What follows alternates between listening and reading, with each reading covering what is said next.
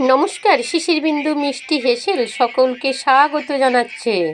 এখানে আমি পমফ্রেট মাছ আমি সামান্য ভিনিগার দিয়ে 10 মিনিট মাখিয়ে রেখে দিয়েছিলাম। 10 মিনিট পর ধুয়ে জল ফেলে দিয়ে নুন, হলুদ, লঙ্কার গুঁড়ো দিয়ে মাখিয়েছি।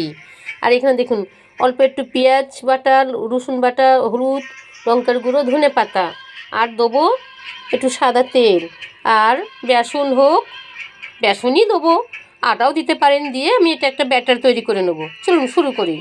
যা যা বার করার আমি বার করে নিয়ে এটা ঢাকা দেবো।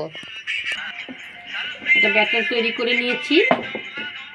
ছোট ছোট পমফ্রেট মাছ পেয়েছিলাম, তা কী করবো, এইভাবে খেতে তো ভীষণ ভালো লাগে। আর শীতের সময় দেখবেন এই ভাজা ডাল ভাত বা চা, দুধ চা, লিকার চা বেশ কড়া করে এসব ভাজা ভালোই লাগে। আমার তো ভালোই লাগে। আমি আমার কথাটাই বললাম, আপনাদের কথাটা কিন্তু বলবেন ভালো লাগে কি না।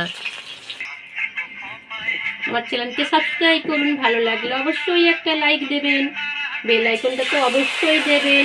আর ফেসবুক থেকে দেখে থাকলে তারা ফলো শেয়ার করতে ভুলবেন না, কি তাই তো একদম ভুলবেন না।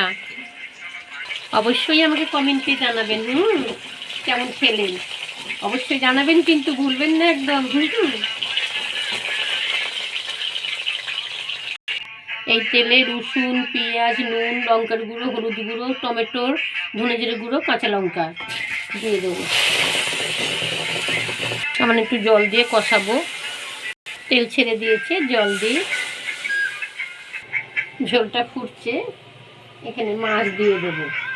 এই মাছটা এইভাবে করে খেয়ে দেখবেন, ভীষণ ভালো হয়। যদি গন্ধ পান তাহলে ওই যে ভিনিগার মাখিয়ে ধুয়ে জলটা ফেলে দেবেন, কিছুক্ষণ মাখিয়ে রাখবেন, তাহলে কোনো গন্ধ বেরোবে না। ভীষণ ভালো লাগে খেতে।